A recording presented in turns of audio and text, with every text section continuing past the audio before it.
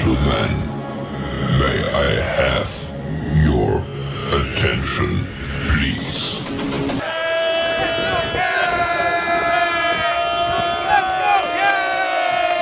The show starts in 3, 2, 1, go. Good morning, CaneSport. It's October the 27th, 2023. I'm Gary Ferman, the publisher of CaneSport.com, joined once again by our managing editor, Matt Shodell, as we discuss the news of the day. Sponsored today by Caneswear, your destination for all your Miami Hurricanes merchandise needs. The largest cane store ever created, has all types of great stuff waiting for you to come on by. Maybe on the way to the Virginia game on Saturday. You can stop by Caneswear, get yourself some new stuff. If you don't feel like going the whole mile on your tailgating party or whatever, you can pick up a sub next door at La Spada and then head on over to Hard Rock and enjoy hopefully what will be another Miami Hurricanes victory. But Matt, we've learned the hard way this year, man. There's no guarantees, no matter what people might think about Virginia. And I'm a little concerned because I'm hearing Virginia overlooked very similarly to the way Georgia Tech was overlooked. And, obviously that didn't work out so great for the Hurricanes. And you got to be really careful in the ACC. All these teams are proving this season, like almost every season, quite frankly, that they each can beat the other. And you get a lot of crazy results. I remember so many years when Miami was in the Coastal, 2 losses would win the Coastal. Now you're sitting here, you got Florida State up there undefeated. And beyond that, a lot of people think Miami might be the number 2 team in the conference, except for the fact that they got to win football games. And it starts on Saturday against Virginia. You have any concerns about this team? I mean, have they shown that they can put a couple games together? Virginia, you're talking about, or Miami? Miami. I mean, I don't want to be too negative, but like Miami's not a championship level team. So yeah, any team can come in, and if they play a really good game, Miami could lose any game. Honestly, there's no game other than Bethune or some of these just really loser programs. Sorry, Bethune, you are a loser program that that you don't worry about. Every ACC opponent should be taken seriously for a reason. And, North Carolina learned that, even though Virginia started the year 0-5, even though they rank 103rd. Coincidentally, they're 103rd in run offense and run defense. They're 103rd in each of those, which is really, really bad. And I also, by the way, want to apologize to Labradoodle owners. They take it like I was personally attacking them. You were wrong. That was not cool what you did. No. That's not my apology. All I did was I said the person who created the Labradoodle called it a Frankenstein monster. I read the quote. Like, I didn't say that. People love their Labradoodles, and a lot of people have Labradoodles. Listen, I have 2 Labradoodles. One of my buddies has, and they're the best dogs in the world. Coco and Roscoe. Shout out to Coco and Roscoe, one of whom recently passed, unfortunately. But shout out to Roscoe. I love Labradoodles. But my point is. The dog who does not run out when it hears my voice. That's one dog that does not run out because it's a Frankenstein monster. But my point with the whole Labradoodle thing was when you mix 2 things that, can create a Frankenstein monster, sometimes a Frankenstein monster is not really a good thing, right? So that's all I was saying, which brings us back to Virginia's run offense, run defense, right? Mario Cristobal and Shannon Dawson clearly have found something that works all year long, and that's the run game. There was one game this year where the run game wasn't great. And that is what this program is going to be hanging its hat on, is the run game, period, from here on out. Like whether Tyler Van Dyke's back at quarterback with his knee brace on or not, that is the identity of the offense. If you said, what are you shaking your head for? What do you think the identity of the offense is, Gary? No, I'm shaking my head. I'm saying, please, Mario, no. Well, listen, all that will do is keep all these average teams in the game. Well, yes and no, because the truth is there have been so many years where this program has had no identity on offense.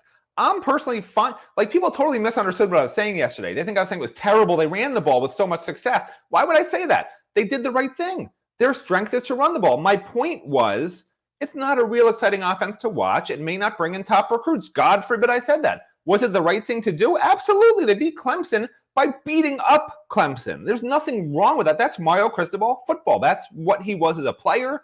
That's his mentality as a coach. That's why he brought in his 2 highest paid free agents on the offensive line.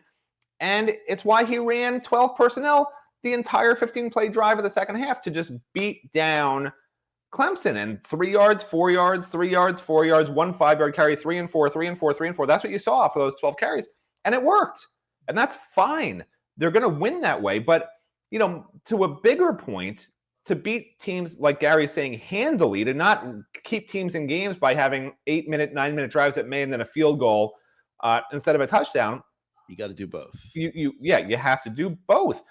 And to me, I think this program is better suited as a pass-first program just because the homegrown talent is not offensive linemen. And at the end of the day, you're still going to be looking at South Florida as your recruiting base. And that's fast, amazing wide receivers every darn year.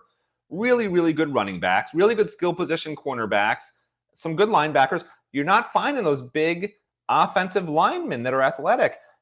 Those are from out of state. And you can keep getting them as free agents, but it's going to be hit or miss a little bit just in recruiting. That's just the nature of the beast. They got 2 5-stars last year, which is huge, but it's just, and they both were from obviously out of state, right? One's IMG, but he was from out of state, very far away out of state.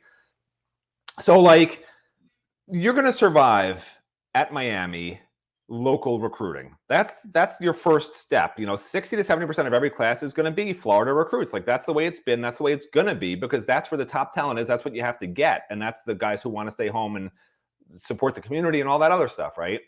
So that's all I'm saying.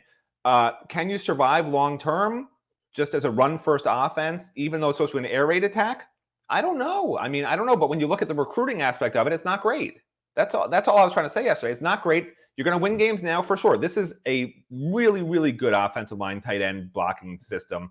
Really good enough 3-4-headed running back when Fletcher's back, if not this week, next week, to just pound the ball, pound opponents into submissions where they quit. Clemson, basically their defensive line gave up. They put 8 in the box. They still couldn't do anything to stop Miami from pushing them backwards. In the fourth quarter. But it was 7-7 at halftime. But remember, you wear teams down in the run game later in the game. You're not going to see it in the first and second quarter. You're going to see it in the fourth quarter and overtime, which is what we saw, which is how it works. Yeah, and there's no problem with being able to run the ball in the fourth quarter. There's no problem with being able to run the ball, period. And at times in a game, focus on that aspect and dominate the line of scrimmage. Nothing wrong with any of it. I think to have the type of program that they want to have here, you got to be able to do both. There's no reason you can't do both. You've got tight ends, you've got receivers, you got quarterbacks. Just execute, man. You got a good offensive coordinator that knows how to dial up the passing game. Listen, I understand it made sense last week. Emory Williams going against Clemson's defense, first-time starter. But if Emory Williams has to play this week, and I don't think it's a given, regardless of what Mario says, that Tyler Van Dyke is definitely starting. That was a pretty big knee brace he was practicing with this week. We don't know how he's going to show up on game day. I'm going to call it again a game day decision. But regardless of who's the quarterback this week, I do think that they should and need to open it up a little bit more and utilize those playmakers on the outside. They really were good in the fourth quarter when Colby Young was making those plays. Let's be honest. The 200 yards rushing was beautiful. The 4-4-4-4-4 was great. O-line was physical. The backs were doing great. But Miami was really good in that game in the second half when they were mixing the run and the pass. That's what my eye tells me. So hopefully they will do that this week. Hopefully they will show up and handle Virginia, a Virginia team that just went into North Carolina and upset North Carolina a week after North Carolina beat Miami. You cannot take this game for granted. The Canes must show up and they must play big and take care of business and show that they are maturing as a football team. All right. By the way, you brought up a point a few minutes ago, like 10 minutes ago, because you kept ranting and raving about Tyler Van Dyke. And, that's another thing I meant to mention. So fans were like, well, if he had started, they never would have run the ball like that. So the question then becomes, would they have won? if Tyler Van Dyke was the quarterback and they felt like they should pass more. Because I agree. Emory Williams was reined in tremendously. Tyler Van Dyke, I think they would have thrown the ball more. And Clemson's cornerbacks are really, really good. I'm not sure he would have thrown the ball down the field as much, regardless, just because that's Clemson's strength is the secondary. I personally think they still would have won, maybe even by a lot more points with Tyler. But why do we do this to ourselves here? Like what has happened to this program? Now all of a sudden we got to be scared on offense. We're better off being one-dimensional and conservative because we're afraid that if we run a real offense, that we're going to screw up so much we're going to lose games. Right. Is that what we've come to here? I mean, we're already anointing Brashard Smith to be the next coming of Tyreek Hill. Okay, this is what we're talking about. And I know he's the nation's leading kickoff returner, and I know he's had a couple nice kickoff returns. We're playing a game of football where people don't return kickoffs. Most of the kickoffs in college football now go in the end zone.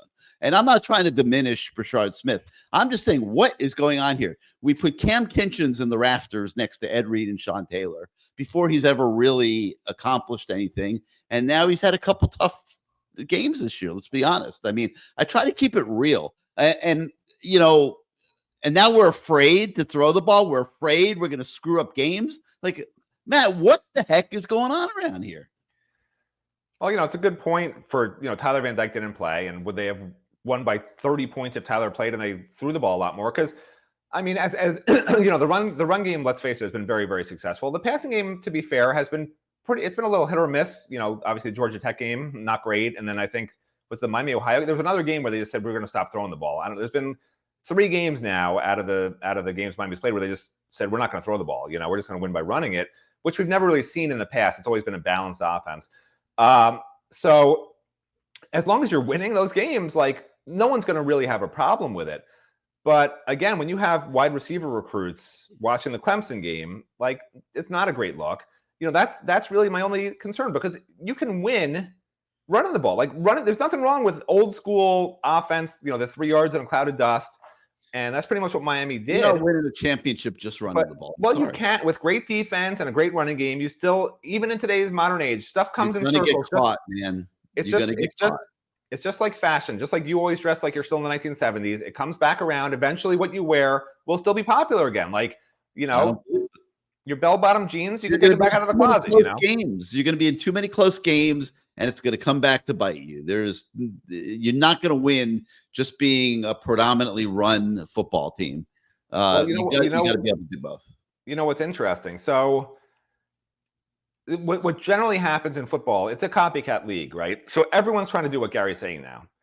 And there will be an outlier at some point where it's going to be like, oh, wow, that really works.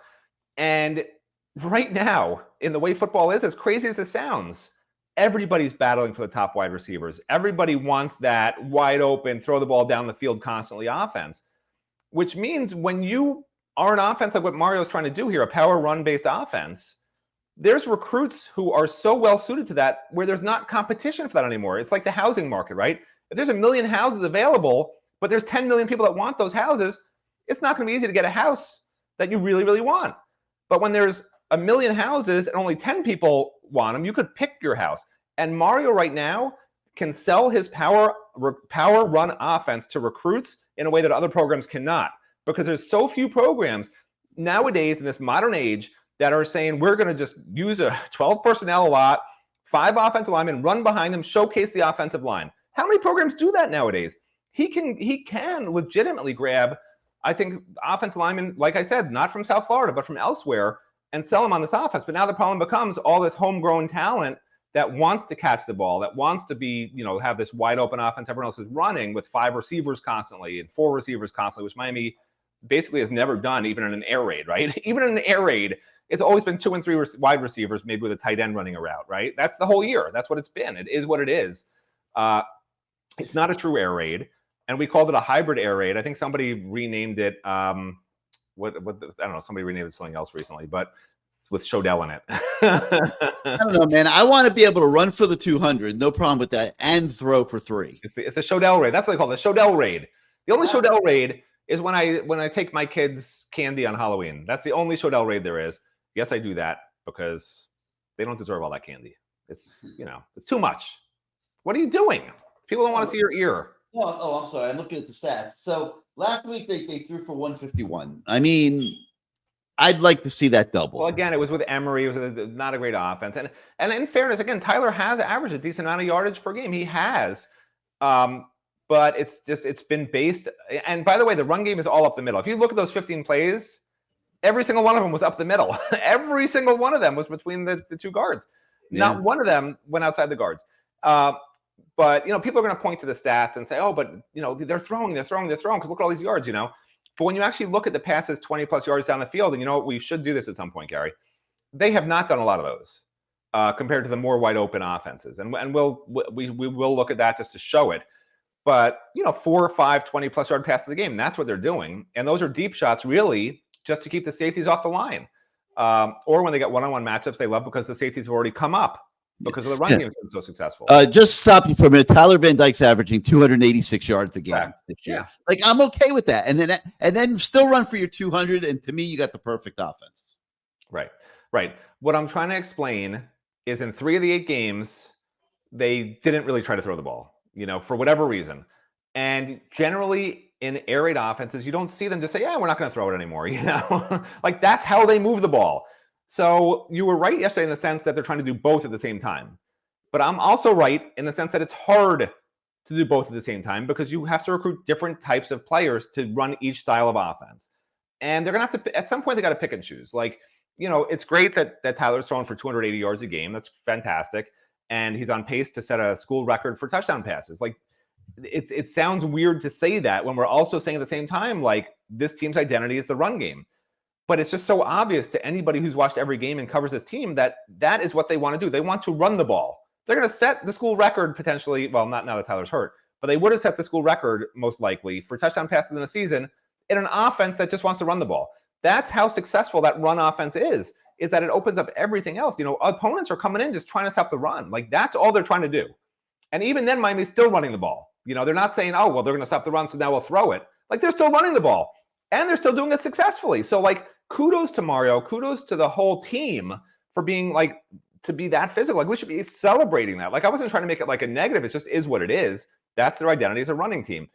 And it's working. So like, that's okay. But I'm just saying some of the things that come with it that just happen to come to my mind so I can annoy people by saying negative things about it because that's what I like to do. It's interesting because Shannon Dawson put up big numbers last year at Houston, and they averaged 314 yards passing a game. So Tyler Van Dyke's a little bit below what Shannon Dawson was doing at Houston last year, but it's not that far below. And I'm trying to see what they ran for last year. I'm looking for that number. But he hadn't had a 1,000-yard rusher, I think, in like 2 prior stops or something like that. But anyway, I think they're headed in the right direction. He coached an NFL. He coached one of the NFL backs. He coached, I think, one of the Ravens guys. Maybe that was a 1,000-yard rush guy he had. And but I think they're headed in the right direction in this regard. What do you keep picking out of your mouth? It's because I'm so upset. You keep like yanking stuff out of your mouth. So upset. Should I just spin it at the camera? No, please don't. So listen. At the end of the day, you have to get recruits. Right. So I'm curious, how do you get wide receiver recruits right now, Gary? Do you think aside from slot because you're throwing for almost 300 a game. Right. But aside from slot, I said aside from slot receivers, how do you convince other receivers outside? You show them what Colby Young is doing this year. You show them what Jacoby George has been doing this year. They've been fine, Matt. I mean, I know there's all this focus on Restrepo catching all these balls. No argument, but it's not like the other guys are doing nothing. I mean, Jacoby George has 31 catches. Colby Young has 29. Isaiah Horton has 6 on the outside. But so you feel like it's a well-balanced offense, run. I think it's heading in the right direction. I think you got to remove last week from the equation when they were focusing on the run. I think it's heading in the right direction. When you consider the fact that Colby Young and Jacoby George are not top tier guys that are going to be first-round draft pick type receivers, and neither is Restrepo. Really, it's really not coming out that bad. I think they're headed in the right direction. I really do, and I don't think they'll. As much as Mario loves to run the ball, I think he understands, or he went to hire Shannon Dawson, that you need to be able to do both. So let's just see. We don't want to. I mean, it's just been inconsistent on the outside. Like Jacoby has, I'm just looking right now. Like he has 4 games that he had below 50. 1, 2, 3. Yeah, 4 games below 56 yards receiving. Colby Young had 1, 2, 3, 4 games below 56 yards receiving, and then Xavier Restrepo, of course, has had they're not getting enough targets. I mean, Colby Young has had half as many receptions. Well, that's what I'm trying to say. Right. So I feel like if they let Shannon Dawson do more of the air raid thing, I think that you're right. I think they'd beat teams a little more handily because they can run the ball when they need to. But I feel like those 3 receivers have been really good. So there's no reason why they just disappear in 4 games each. Like there's no reason for it because they can be those 3, by the way, play the entire game almost, right? They're the only ones that are playing. It's not like it's being mixed around to other guys. So that's it. So those 2 outside guys. Well, I think Dawson had a bad play calling game against Georgia Tech. They had the turnovers against North Carolina that hurt. Right. I mean, my point is they're capable of throwing the ball. Like they could do it. They choose not to a lot. That's what I was, sometimes I don't express things very clearly. Like I think they can very easily run the air raid with this group of personnel, but they choose not to in several games. And, I don't know if they just feel like their run game is that good, if that's Mario's fingers on the button saying we're just going to run it, because it just seems like whenever something goes wrong in the pass game or in the game in general, they just go to the run. That's their bread and butter. And I'm not used to seeing that at Miami, and maybe it's good. I don't know. Maybe it's a good thing. All right. Well, I want to talk about something that I think is a bigger issue than running and throwing the ball. I think Miami can do both. Okay.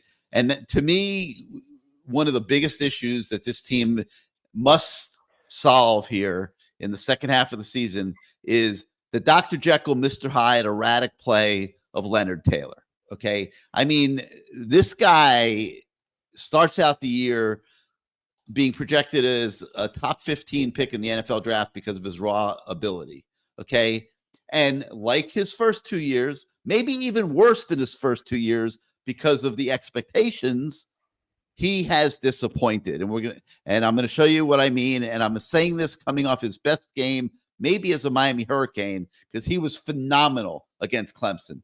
But that's my problem. He was phenomenal against Clemson. Where has Leonard Taylor been for the last 2 years other than Clemson? And I'm saying this because he has so much potential. He should be such a more impactful player than what he has been. Against Clemson last Saturday, he was extremely impactful. And we're going to show you what we're talking about because I sent Matt into the lab. I said, you know what? This Leonard Taylor thing is really like bizarre. Okay. Can you go do a study of Leonard Taylor's game against Clemson and come back and show us, what's the deal with Leonard? Why did he have success in this game? And how can they get him to perform like that every game? So Matt went in and he went into the lab and did his usual film study. And, before you talk about it, Matt, I want to put this graphic up on the screen that we created just to go along with the story. Okay. Look at the reps start with the reps per game. Okay. The Leonard Taylor has had each week this season. 15 reps against Miami of Ohio. All right. It was they won handily. Bethune-Cookman, 14 reps. All right. Let's throw those 2 out. Texas A&M, 42. Temple, 29. Georgia Tech, 25. North Carolina, 36. Finally, as The Rock would say, against Clemson, he was able to go 56 reps. Okay, look at his grades so far this year in some of those games. Look at his grade against Miami of Ohio, 46.9. That is embarrassing, okay? Like 65-70 is average. 46.9 against Miami of Ohio. I'm assuming the coaches were so outraged at his lack of interest in playing against Miami of Ohio that's why they only played him 15 reps. All right, so Texas A&M, bigger game. They gave him more reps. They needed him. 68.9. That's very pedestrian. We're not even going to worry about Bethune-Cookman. He played 14 snaps, graded out very well. Only played 29 snaps at Temple, but had a good grade, 89.9 in that game. That's very, very good. Georgia Tech, a game Miami loses at home. He only goes 25 reps and grades out at 65. I mean, that's horrific for a guy that's supposed to be a top shelf defensive lineman in college football and for his hometown Miami Hurricanes. He wasn't much better against North Carolina. Another game that they lost. He went 36 reps and graded out at an average 71. Okay, now, Matt, you go in the lab and you look at this Clemson performance. He had 56 reps, by far the most he's had this year. That's more than what he had against Temple and Georgia Tech combined, okay? 56 reps, and conditioning has always been a big part of his issue. He doesn't work hard enough at getting in shape, okay? But grades out at 87.3. Why was Leonard Taylor, and I think I know the answer, but I want to hear your answer first, so much more successful against Clemson than I think any other game, really? I know the grade against Temple was higher, but he wasn't as impactful against Temple as he was against Clemson. Can you take that graphic off my face? Yeah. Much better. We made so, my feeling, and this is just my feeling, I mean, he hasn't really talked about it other than he wants to be more consistent, is that he was motivated to play against Clemson. Like, they put in a new defense, a 3-3 stack. He's over nose tackle. He's got more space to work with. And he knows that they need him. And he knows this is a big stage for him. Coaches have tried, I'm sure, to motivate him, but you could see he's not playing much. The way coaches punish players who aren't trying hard enough is they don't play him reps. That's how you punish somebody. You just don't play him. He's been getting punished. So Clemson was his first chance to really get more reps, and maybe he was, sulking a little bit before that. Who knows? He thinks he's just going to get drafted in the first round, not even playing. That's what he thinks. Well, he strikes me as a sensitive human being who doesn't really love a violent sport like football. And that's understandable for a sensitive human being, right? There's a lot of football players where you hear their coaches say he flips the switch when he's on the field. He's a different person on the field. Leonard's not one of those. Leonard's the same guy on the field that he's off the field. He's like one of those, lovable bears that you just, you just want to hug him. You just want to hug him. Extremely nice kid. The nicest. And that does a disservice for somebody whose body is built to play football, but who's mentally just nice, just a nice person. No, really. I mean, so accurate. He is. It's why they say his mother's the only one who can get him to do anything. Like the coaches last year, they called his mother to the office and said, "Can you please get Leonard to play harder?" Yes. And he was raised. I think he has 3 sisters. He has a few sisters, I believe, and his mom. That's who he basically grew up with. And he takes care of them, and that's his focus. But at some point, he has to understand, like, he has to flip the switch. He doesn't have a choice. He has to find the dark space, find something he doesn't like. Matt Shodell. Think about Matt Shodell every rep, and he'll be an animal out there. He'll be like a Labradoodle, just destroying people with his monstrous Frankensteinian beastiness. But he's got to find something. Football players, they have mental problems. Okay. The best thing that a football player can do is when they look at the opposing player on the other side that they have to beat, is they picture him as somebody they just hate. Picture that. That's what that person is. Something that somebody did to you when you were 8 years old. That's that guy. That's what you have to convince yourself of. And that's what these players do a lot of times to really get themselves going for a game, because physically you don't want to play. Your brain, every rep is telling you, stop doing this. Stop doing this. These guys can't walk by age 40. I mean, it takes a toll. Alonzo Highsmith has been walking with a boot and a cane half the time I've seen him around campus. Okay, over the time he's been here. It's a sport that's not built for the human body, and Leonard has to find something he hates and transpose that onto the other team. Like, I'm not even kidding. And that is when he will find what he needs to be, because without that, he's never going to be great at gladiatorial sports. Well, I hope they found something that he can sustain this, because like right now, I mentioned the projections at the start of the year where Mel Kiper put Leonard Taylor in the top 15 in the first round of the NFL draft. Now, if you talk to NFL scouts and you say, who's the defensive lineman you're most interested in at Miami, they'll tell you it's Jared Harrison Hunt. So he's been, not that he's going to be a first round draft pick or anything, but Leonard Taylor is way down the charts based on how he has shown up this year.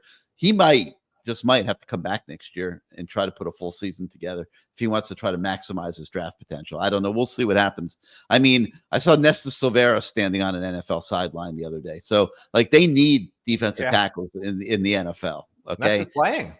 Yeah, I think he was hurt the other day, but he was yakking, talking smack with Tyreek Stevenson. The Bears were playing. Shocker. I can't remember who the Bears. Him talking smack. Let me tell you something. The first thing I ever heard about Nesta Silvera is that, like, the first week he was on campus, he got in a fight with like 3 different teammates, like a bad fight, not like let's play patty cakes in the locker room. Like, no, we saw that when we covered him when he was in high school. He was one of the. I'll just be nice. I'll be nice. I'll say he was one of the more unique. But that's like if Leonard had 1% of what Nesta has, and people hate Nesta. Like, people hate Nesta. Reporters hate Nesta. Okay, like, they don't like him. You're right. If he had Nesta's, if he had 1% of Nesta's nasty side, he'd be a monster. Like, that's a little bit what you need in football. Yeah. So anyway, we take this deep look into Leonard Taylor. You're going to really like it. It's a really good story, very revealing. And I encourage everybody to check it out on the website today. All right, we got some other stories we're going to talk about, but first let me take a moment here. And by the way, Leonard grew up with 4 siblings that are not sisters, just to get it straight. Oh, he had a brother? It was, I was thinking that Tyreek had the sisters, yeah. Leonard has 4 brothers. All right. Well, let me talk about CaneSport here for a minute. I'm going to do this a little differently today. First, I'm going to show you the new CaneSport. Welcome to CaneSport. New store, new items, same great experience. Family owned and operated since 2010, CaneSport has the latest merchandise from the Miami Hurricanes, Miami Dolphins, Florida Panthers, Inter Miami CF, and more. Come visit us at our store in Davie on University Drive, just south of 595, or online at caneswear.com. CaneSport, the spot Miami fans shop. So they got that new store. You saw it in that commercial there, and it's the largest Miami Hurricane store that's ever been created. I mean, they have a little bit of everything in their jerseys, polos, hats, T-shirts, hoodies, flags, decals, magnets. They have every size you could possibly need for men, women, kids, babies. They got a bunch of baby gear if you want to dress up your little baby. If you're fortunate enough to have a little baby, I love little babies. But they'll even dress up your Labradoodle. Gary hates babies. They'll dress up your Labradoodle just to spite Shodell, okay? Because they love Labradoodles at CaneSport. All right. I like Labradoodles. I like dogs. I like Labradoodles. I like Frankenstein movies. Young Frankenstein was one of the greatest movies ever made. I mean, leave me alone. Well, they'll dress up your pets at CaneSport, and they even have gear for the Dolphins, the Panthers, Inter Miami, like I said. So CaneSport is more than a store. It is an experience. I encourage you very much to go by their place at 2655 South University Drive in Davie. It's about 15 minutes north of Hard Rock Stadium, right on University Drive. It's a straight shot up or a straight shot down. If you're coming from the north, you can go by there on your way to the game, get yourself some new clothes so you look fresh at the stadium. And CaneSport is always open 24 hours a day at caneswear.com. So visit CaneSport, 2655 South University Drive in Davie, or go to caneswear.com to shop the largest selection of Canes merchandise that's ever been created. All right, so let's move on to a few of these other stories that we have on the website. Basketball season is upon us, and I did a really cool interview with Wooga Poplar, and I encourage everybody to check that out. Wooga is a really interesting kid, man. Like, this kid has so much talent. I mean, unbelievable talent. I've watched him at practice make like 30 out of 31 3-pointers. I mean, he's got an NBA shot. Jim Larinaga says he has a pull-up jumper now as good as anybody in the NBA. Can't imagine they're going to be able to keep him beyond this year because of how good he has become. Wooga has one more thing he's got to conquer to be the player that he can be, and that's up here. I mean, the thing I've noticed about him is he's in his first couple of years, he's young. He was young and just wasn't quite as confident as you need to be to perform at the elite level. And, you had Isaiah Wong, who was, last year Jordan Miller and, Nor Chad were the three go-to guys sucking up a lot of the oxygen in the room.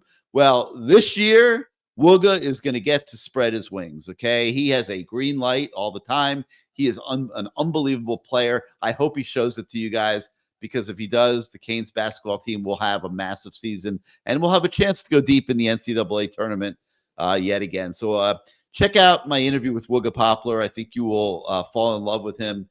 He is absolutely awesome. Let's see. We have a whole bunch of several recruiting stories. We've got a story on top 150 running back. Let's see. Top 150 running back Alvin Henderson. And the thing that makes this story so interesting is that he is pretty tight with Kevin Riley, who's the running back recruit in this year's class. And it's not out of the question that Miami keeps Kevin Riley this year, and then also is able to get Alvin Henderson in 2025, another elite running back from the Alabama area. So check out that story on the website today. Also, we have our You Bet CaneSport show with Lee Sterling, handicapping Miami and Virginia. Lee always brings us great insight into what you should be thinking about in terms of betting that week's game. And I think you guys will like that as well. And one thing I should mention is that the media that covered Basketball Media Day this week picked Miami to be the number 2 team in the conference. So a lot of high hopes for Hurricanes basketball this year. All right, well, that's going to do it for today for Good Morning CaneSport. We thank you so much for starting out your day with us. If you're on YouTube right now and you like this show, hit your subscribe and like buttons. Helps us with the algorithms at YouTube. If you are not yet a subscriber to CaneSport.com, please come on over to our website, become a member, join our community of fans. It's the best there is. We got a lot of really great fans. They're on our message boards every day. You can enjoy that, and just allow us to do what we do every day to enhance your fan experience. So for Matt Shodell, I'm Gary Ferman. We thank you so much for joining us today. Let's go cheer for Leonard Taylor to have a big game at the Rock on Saturday against Virginia. And let's have a big passing game day so that the Canes offense is doing it on multi-dimensions and is back to its old, potentially explosive self, putting up big numbers and creating hope for the rest of the season. See you at the game, everybody.